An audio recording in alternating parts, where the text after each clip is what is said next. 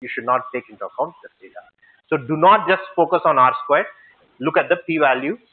Look at the significance of the f value, all of that. What about here? Here is the data. R squared again is 24%. Again, that's not necessarily low. Are the values significant?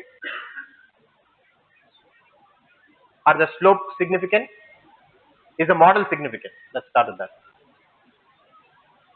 The model's significance of f is 10 to the power minus 62. Definitely the model is significant, right? Individual slope is also 10 to the power minus 62. Intercept is 0.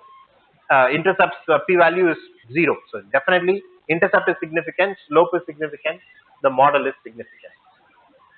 However, in this particular case, look at the spread in the data.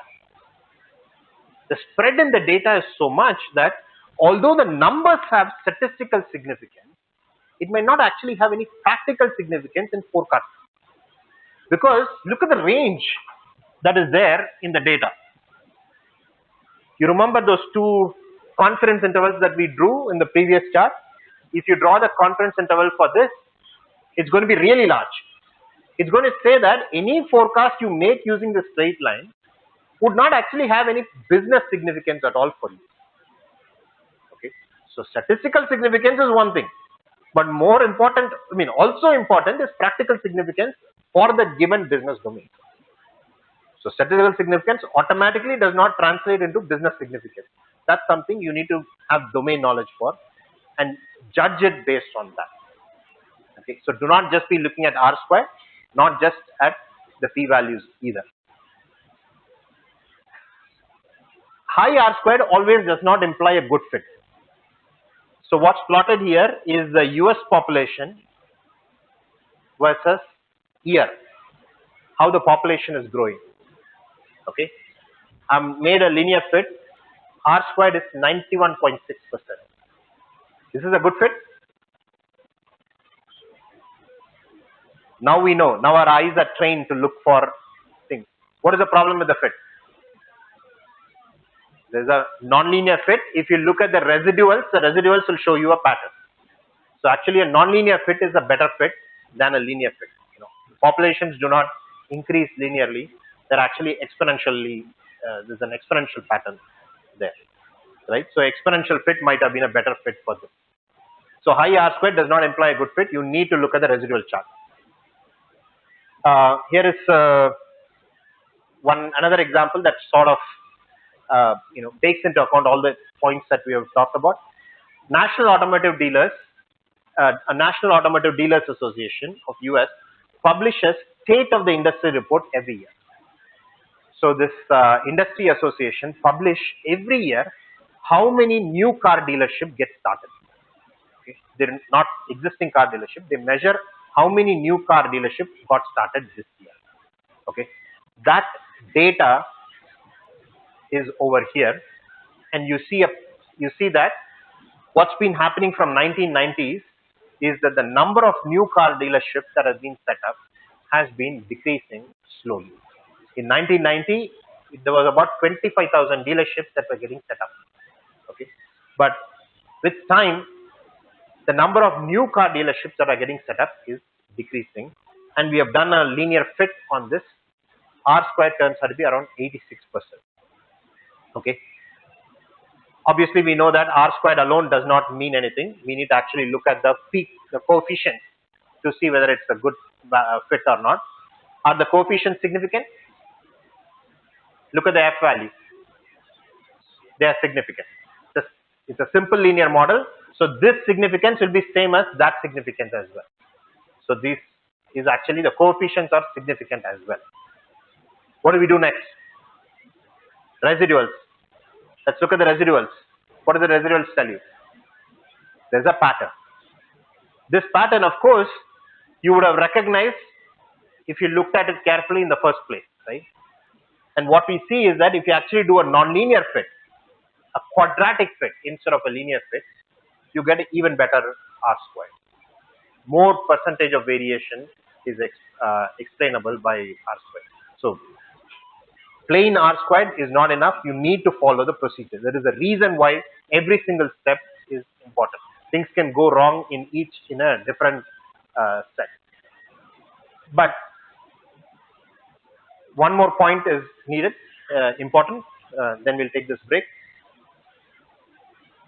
Here is a plot of number of deaths that happen in an earthquake and the magnitude of earthquake.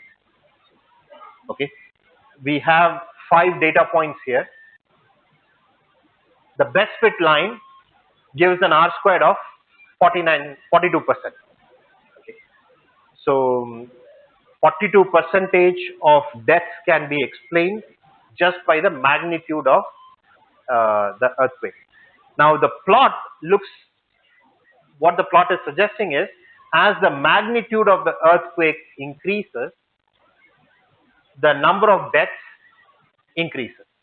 Is that a reasonable conclusion? Sounds like a reasonable conclusion, right? Is this number good enough? Depends. It's not surprising that it doesn't explain a lot more, because it depends on where the earthquake happens. Earthquake happening in the middle of an ocean where no population is there might not impact as much as a smaller size earthquake happening in the middle of a city. So number of deaths, we haven't taken into account that factor at all.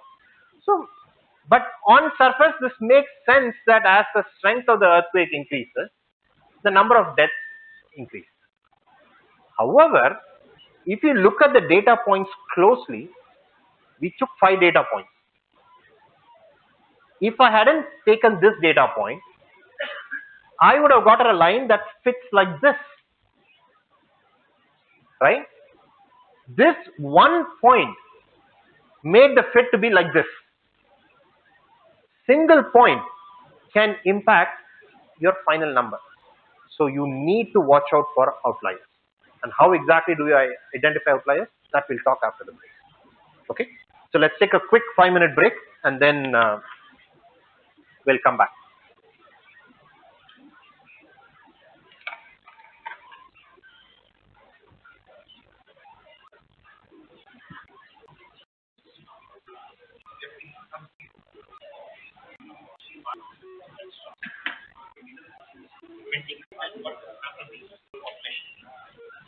Can also be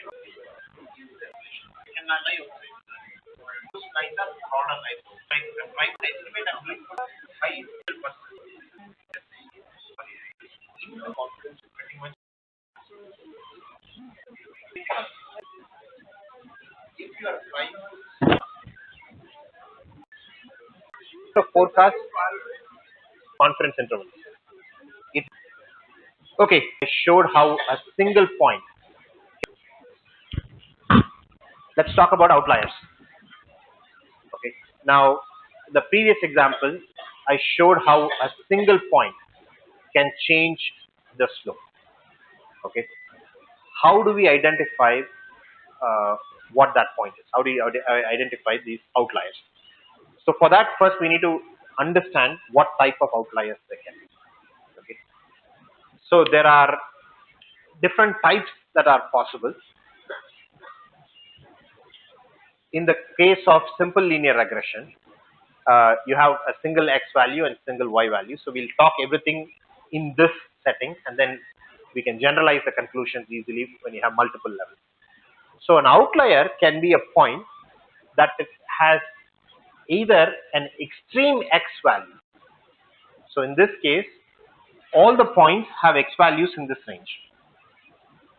This point is an outlier because it's got extreme x value. Or an outlier could be a point which has got extreme y value. So here are the bunch of points. This y is much far away from the other one. Okay. Now, all outliers need not be bad in the following sense. All outliers will not necessarily influence the final result that you're getting. It depends on what type of outlier it is. So here is a case where this point has extreme x value and extreme y value, right? But actually it's unlikely that this point will change the best fit line. This is a point which has got extreme x and extreme y, but still lies on the general trend line. Whereas that can't be said for this outlier. Okay. So when we are talking about outliers, the way we measure outlier is using two separate quantities. Okay. One quantity is how far away from the bunch are you. Okay, that's one measure that is used. So which talks about outlier, how far away on the x are you.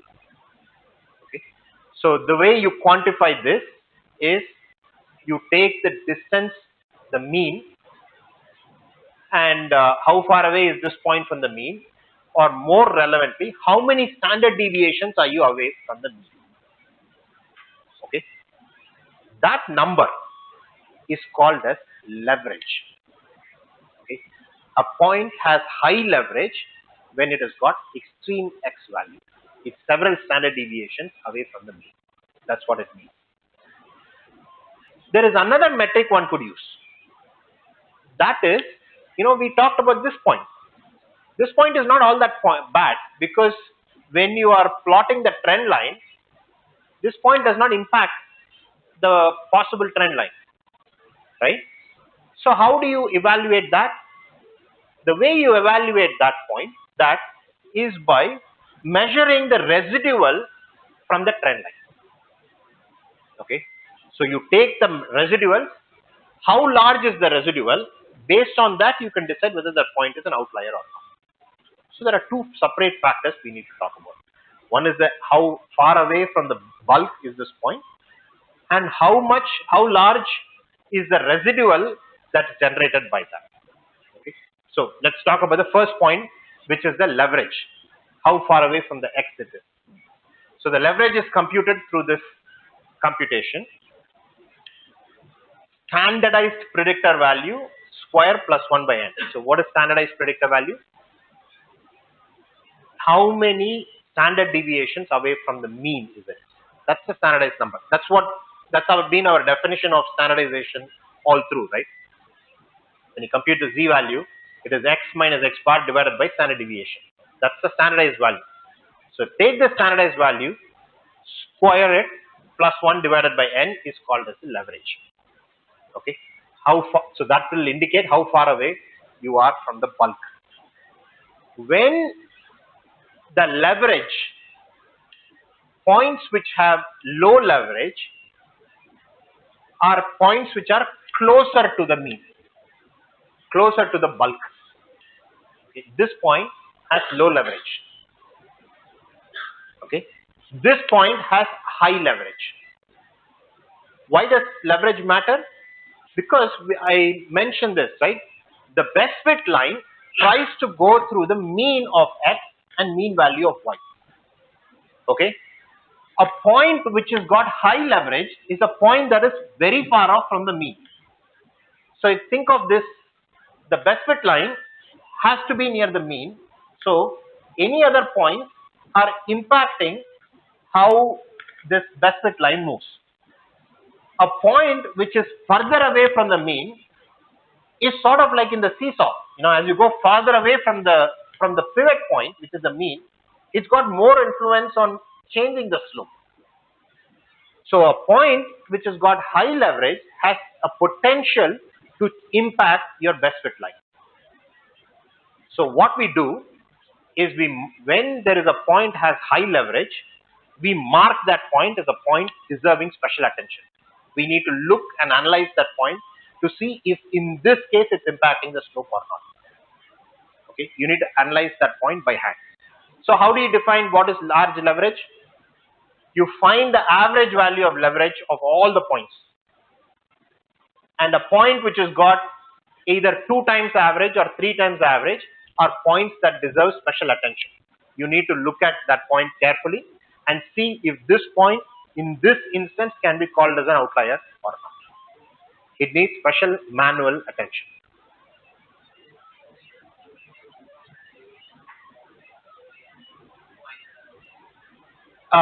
No, so that's why, because it depends on other points. An individual point having large H value does not necessarily mean bad if there are a whole bunch of points around them. So it's always in reference to the average H value, average leverage value of the data set.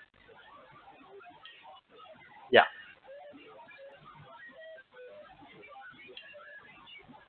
correct.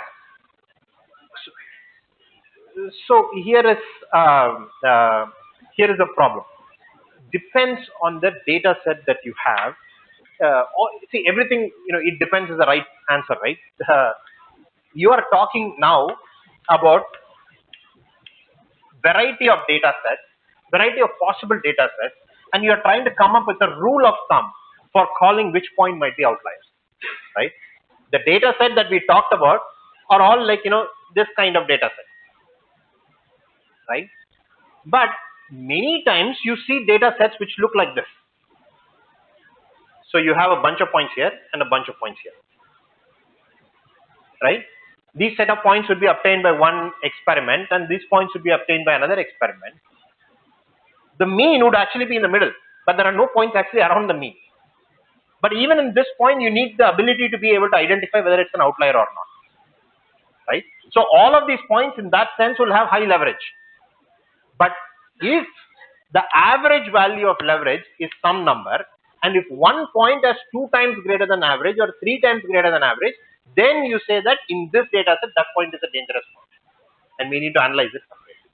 So it's always in reference to the average of that data set instead of some number like if H is greater than 5, then it's dangerous.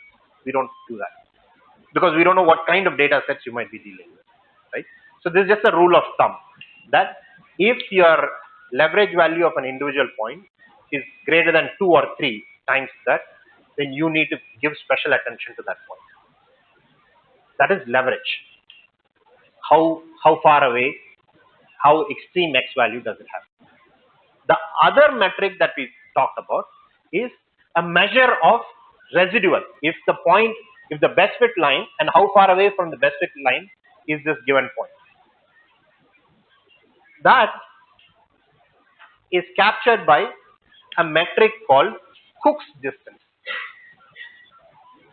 What Cook's distance does is actually it combines this leverage idea and residual idea together into some metric. Okay. We are not going to talk about how exactly it does the combination, but we are going to give a rule of thumb. When Cook's distance is greater than 1, then that's possibly an influential point. Okay. So here is one data set, small data set.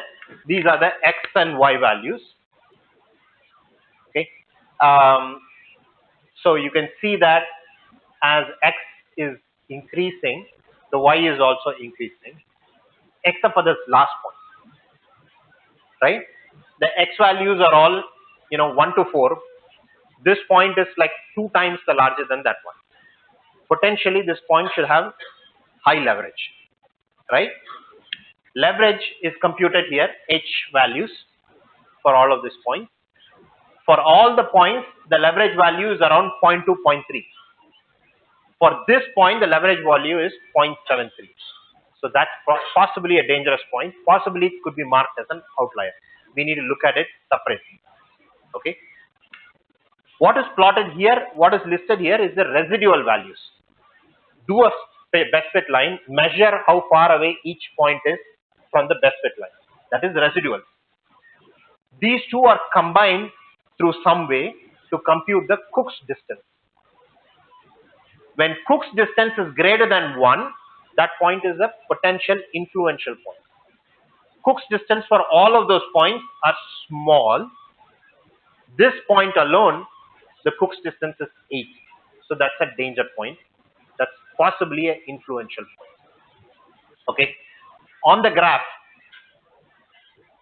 all these data points is being plotted here. Okay. The line looks like a reasonable fit. But can you see that this point is a danger point? What happens if this point wasn't there? Slope would have been very different. That's exactly what Cook's distance is telling you. Okay, Cook's distance combines both the information, and that's what it's telling you. If you did the, after doing the regression fit in R, we gave 4 plots for the residual. I discussed 3 of the plots, and I said for the 4th plot, I'll come back to it. This is the 4th plot. The 4th plot, you see these dotted lines. These dotted lines mark Cook's distance 1, Cook's distance 0.5. Points which lie outside Cook's distance 1 are potentially danger points. This point, R helpfully marks this point as 5th point, is lying outside Cook's distance of 1. So potentially that's your outlier or an influential point. So take care of that separately. Okay, that's so when the 4th part of the residual graph contains information about possible outliers. Okay, so again, specifically, what does this outlier mean? It means the following. I've plotted 5 points. I gave you this fake data set with 5 points. So I have this thing. The blue line is the best fit line. If I had removed the first point and tried to fit without the first point, I would have gotten this orange line. The orange line slope is similar to the blue line slope. Okay, which means that the first point is not an influential point. Over here, I removed the second point and plotted best fit line. Again, the orange line and the blue lines are similar.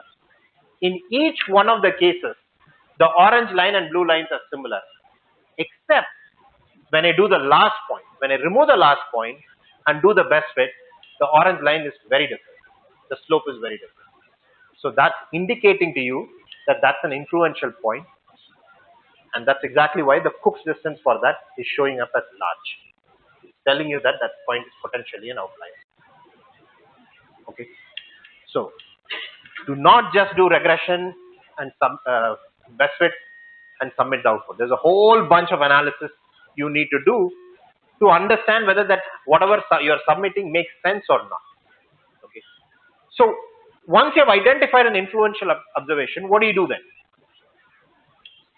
Well, there are multiple reasons why it could have been that particular point could have had large Cook's distance. You need to check if it is a bad data, right? Bad data happens all the time. Any real data set contains bad data set. Sometimes there was a bad data, or if there is a procedural error. If that is the case, then the point can be deleted or redo the experiment to correct it. It's also possible that the data is not representative of the intended population. What might this be? You are measuring air resistance that a plane encounters at different speeds. Okay, and you want to do the analysis, try to do a best fit line. What you will see is that if you measure the air resistance the plane encounters, when the speeds of the plane are subsonic, meaning below the speed of sound, the air resistance will follow one type of chart. But if you get a data point that's supersonic, the air resistance is going to be completely different and it won't fit. So you find out if the data point is representative of your region of interest in the study. If that's the case, make sure if it is outside the region of study, you can eliminate that point and do a fit separately. Use business intelligence to find out if different physics applies in that point. If a different physics applies in that point, you might need to fit that point separately, or that region of points using some other fit separately. Nobody is forcing you to do one fit for all the things. If a region has a different physics, fit that point separately. Yeah.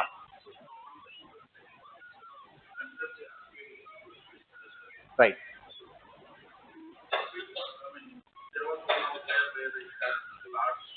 Correct.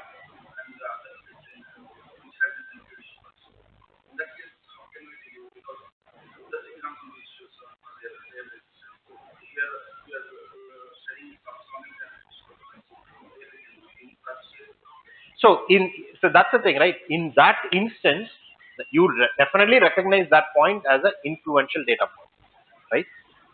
So when you remove that, the slope completely changes. Now suddenly so let's go back to that particular example, right? Good question. So in this example, this is an influential point. If you compute the Cook's distance for it, this is going to be greater than 1. Okay. If you remove this, now suddenly your data is going to show negative slope. Now what physical conclusion can you draw? What is it telling you? That as stronger earthquakes happen, the number of deaths decreases, right? So that doesn't make physical sense. The reason why it doesn't make physical sense is because the data set is actually too small. So many times it's going to be this kind of situation. This was an influential point, but because of this influential point, suddenly my data set looks good and the conclusion looks good. But that doesn't still make the conclusion right. You need to remove it, and then you say that now it doesn't make physical sense. So this is actually telling you don't have enough data to make any conclusion. That's what you need to say. There is never, there's no guarantee that there will always be a clean answer. Yeah. So that's exactly what we finish off with. One is it's possible there are other relevant variables that we are ignoring. The kind of earthquakes data that were collected might not all have been from the same region. That's possible. Or they might not have been from the same time period. If you get a data from 1920s and compare it to a data from 2015, the population has increased tenfold. So those might not be in the same thing. So we need to look at what kind of data it is and analyze that as well. But at the end of the day, if you are unsure what to do, if you don't understand the reason why this particular point is off, then what is the right thing to do is report both the results. Report with the influential point, this is the number. Remove the influential point and report it. That's being honest. You're saying, and you let your client who's got better business knowledge to decide whether it makes sense or not. Okay. So a whole bunch of things need to be taken care of. Final point about using R squared is that, we have talked about this before too. Correlation does not imply causation. People make that error all the time. So what I'm showing here is the number of fresh lemons imported from US to US from Mexico, and on the y-axis is the total number of highway fatality rates. Okay. Here is a beautiful line with an R squared of 97%. As the number of lemons imported decreases, the highway fatality drops. That's the conclusion you would this thing. But that's not the reason why. Obviously, there's no correlation at all. It's just that as the years have crossed, the highways are becoming safer and safer, is the conclusion that would have been drawn. But the hidden variable was here. Here was not represented directly. So there might be other hidden variables that you are not seeing. So make sure, this is why business knowledge, business understanding is very, very, very important. Otherwise, you make all kinds of wrong conclusions. Okay. Next, the final topic for the day is going to be multiple linear regression. Let me get a glass.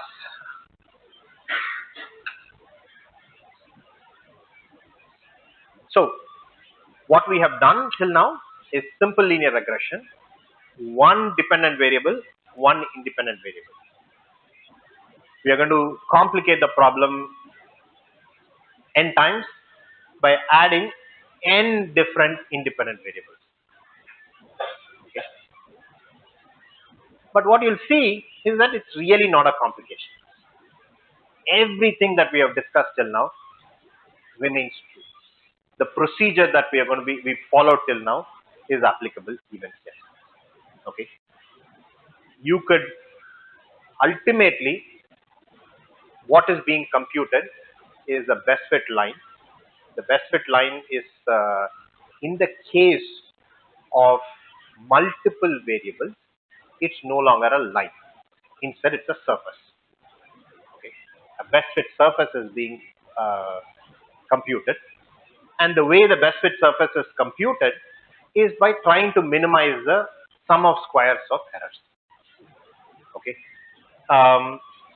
Let's go to the data set that's familiar to us, the MT cars data set, which is the mileage of different cars given with weight, horsepower, and time taken to travel quarter mile.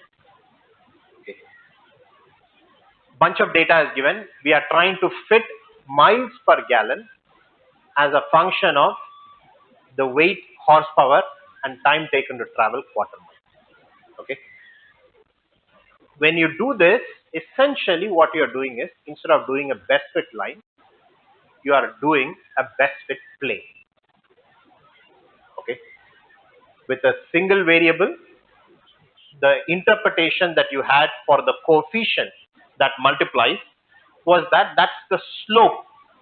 As x changes by 1 unit, how much does y change?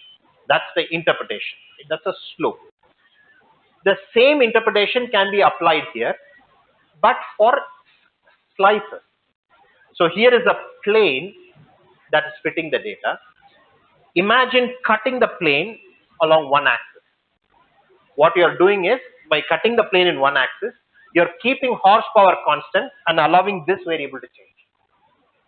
The slope of the line along that will be the coefficient of one of the variables. If you cut this plane along this axis, you are keeping the weight constant and allowing the horsepower to change.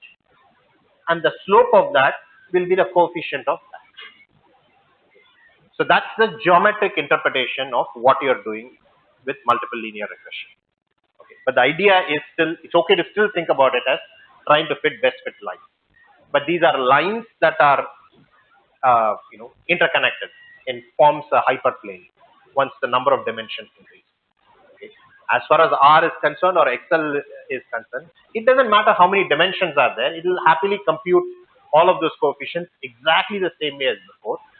And the way of evaluating whether the coefficient is valid or not remains exactly the same. For each of those coefficients, we will look at the p-value and decide whether that coefficient is significant or not. And we can look at the model value, the significance of the model, and decide whether the model is significant or not. The procedure is identical, no difference at all. Okay.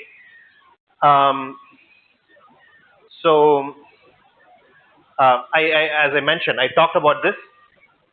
Each of the slope, the coefficients that are there in front of the slope, tells you when all other variables are constant, when this variable changes, by what value is the y-up impacted. That's the physical interpretation of this slope. There is another interpretation as well. Let me not go there. I've written up another possible way of interpreting those coefficients, but I'll let you guys read up about it instead of spending time in class. Instead, let's look at the output of Excel for this multiple linear regression. In this case, I'm doing a fit of the miles per gallon with weight and horsepower. Those are the two variables I'm using to explain this. Is the model significant? What do you look for model significance? Significance of F. That is at 0.2%. 5% is our threshold, so this is significant. How about each of the slopes?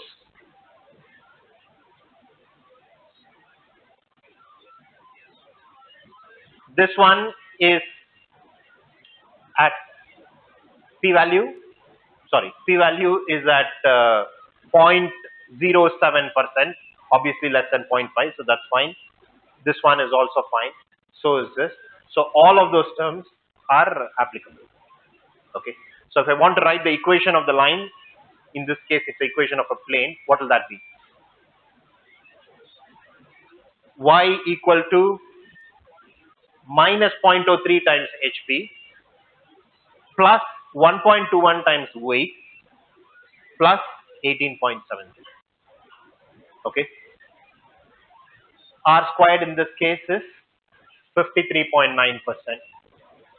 Okay. And we will talk about what adjusted R squared is shortly. So the way we interpret these numbers is exactly same as before. Yeah. Any questions? Um,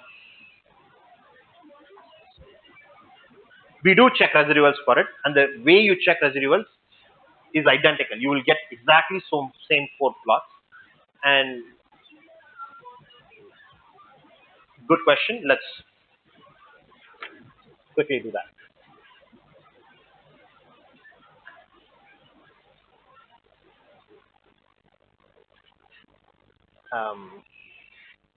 This is the linear model. This line is a linear model. I am doing a fit of miles per gallon with weight. Yes, that's a simple linear regression, right? Let's do multiple linear regression, weight plus horsepower. Okay, I'm trying to do a linear regression with weight plus horsepower. I do that. Now let me plot the model.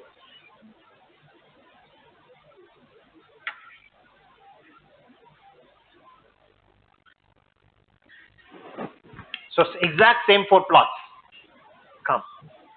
But then what is plotted on the x-axis? X-axis, what is plotted is the fitted values of miles per gallon. Even though there are 2 independent variables, the dependent variable is still 1. So the fitted value of dependent variable is what is plotted on the x-axis. And you have the same 4 charts that are there. Okay. So let's talk about this side. Is this linear model a good fit?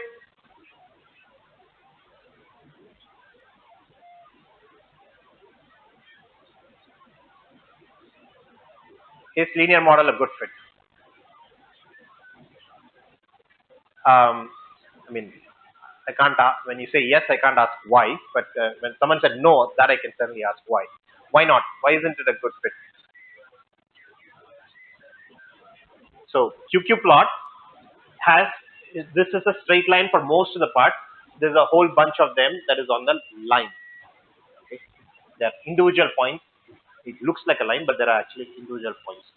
So that actually shows that the distribution is not normal. Okay, that's a problem. Okay.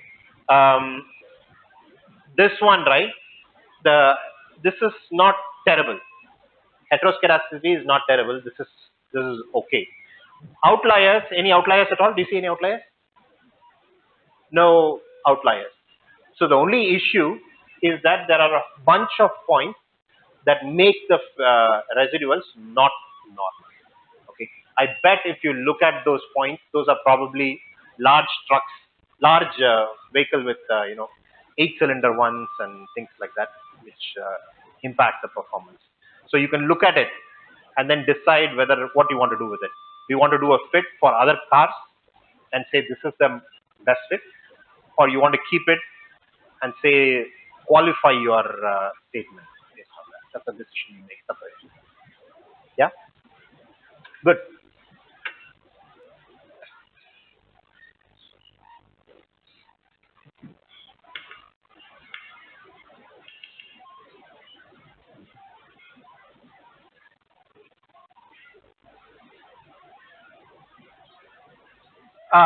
So determining the multiple linear regression equation is, we already talked about it, but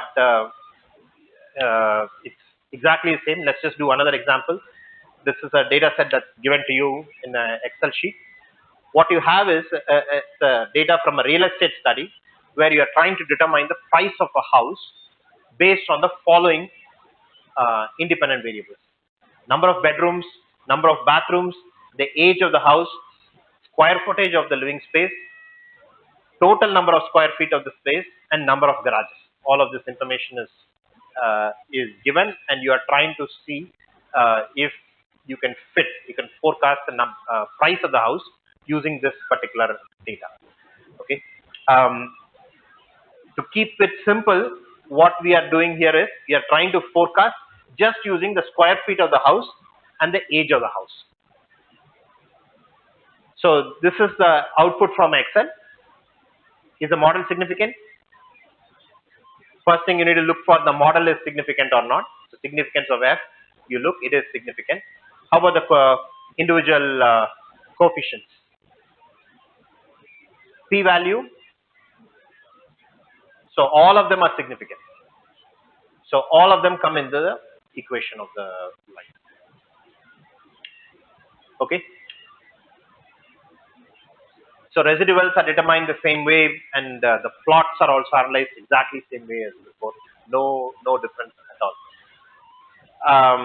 The formulas for standard error just get slightly more complicated. Depends on how many independent variables you have. That's the K. So the number you are dividing your sum of squares by changes based on that. In simple linear regression, you are determining only two coefficients, slope and intercept. In multiple linear regressions, you determine K value of slope and one value of intercept. So that's the amount of information you have taken away. So that's what you divide by. R squared is computed exactly the same way as before, no difference. The variation explained by regression divided by total variation that needs to be explained. That is still R squared.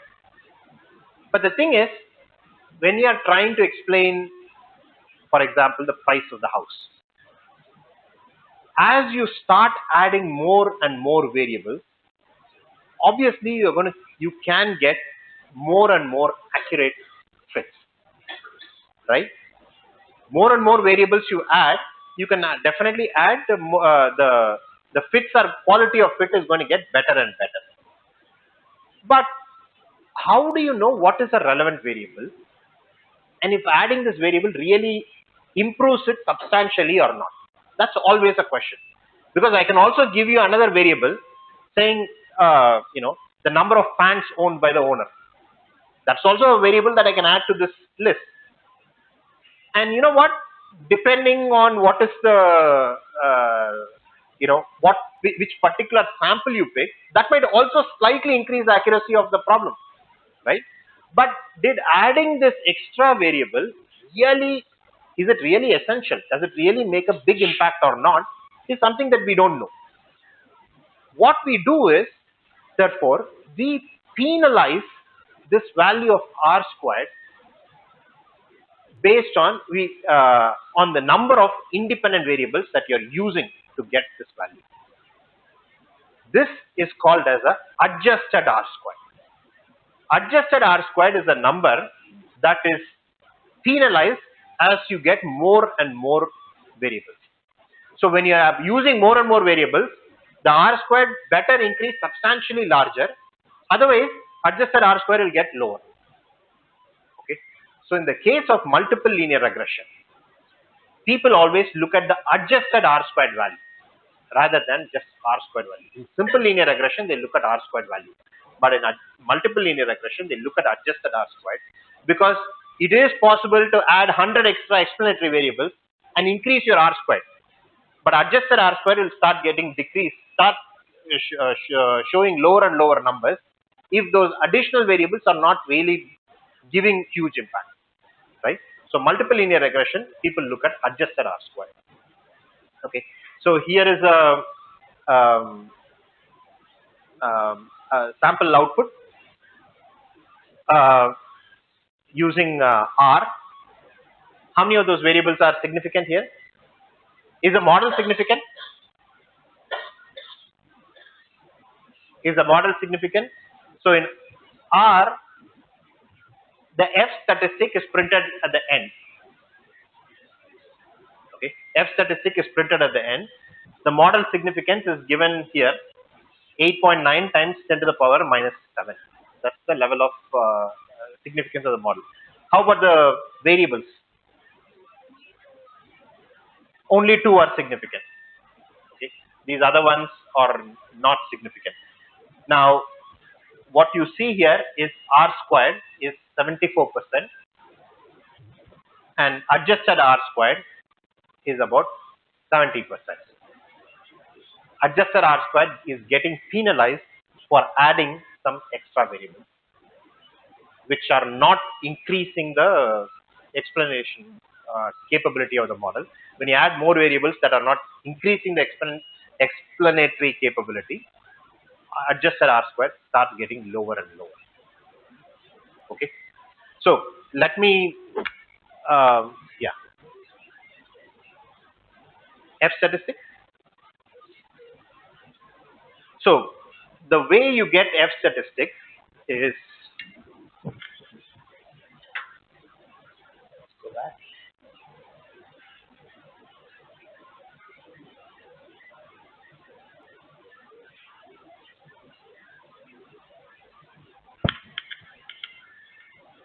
So F statistic is basically the result of ANOVA calculation. So in case of multiple linear regression, what you are doing is you have six, let's say six independent variables. So you have six possible regression coefficients. The question that is being asked is, are all of these six values equal to 0, or is any one of them different from 0? That is the question that is being asked. That question is addressed by ANOVA. Right? ANOVA does sum of squares within the group to sum of squares, intergroup versus intragroup ratio it takes. That's this ratio. That's what F is trying to compute. The sum of squares of regression and the by sum of squares error is what it's actually trying to compute. This F statistic again has its own significance level. We can look at the F table, or in this case, it's actually giving you the p-value for that. And so we just end up looking at the p-value of that F statistic. That was your question, right? What exactly is it computing? Okay, so in that case, the way we concluded that is here. The F number was 17.18, but its significance level, the p-value for that F statistic is 8.9 times 10 to the power minus 7. So that is why it is significant. Okay. So any other question? So let me summarize what we have done till now. We started today's class by introducing simple linear regression. Okay. Simple linear regression is single dependent variable being explained by single independent variable. Okay. What we did was we showed how one might be able to compute the best fit line for this.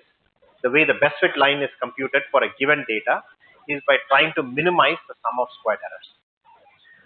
Minimizing the sum of square errors gives you a formula for slope coefficient and intercept value, and you can compute the best fit line.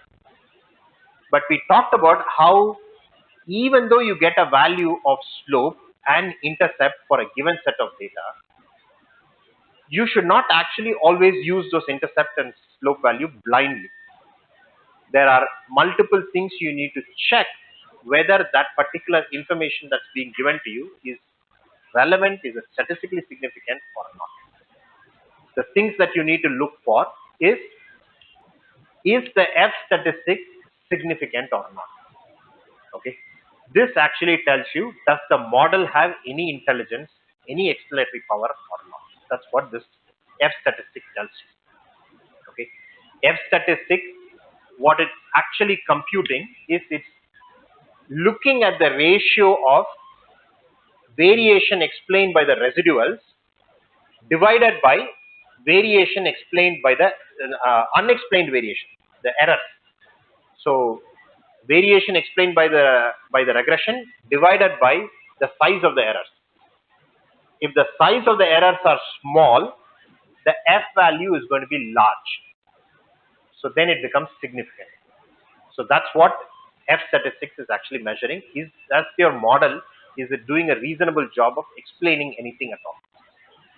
F statistic might be significant. You also need to check if the individual slope and intercept are significant or not. Those are things that you definitely need to check. But that's by itself is not enough.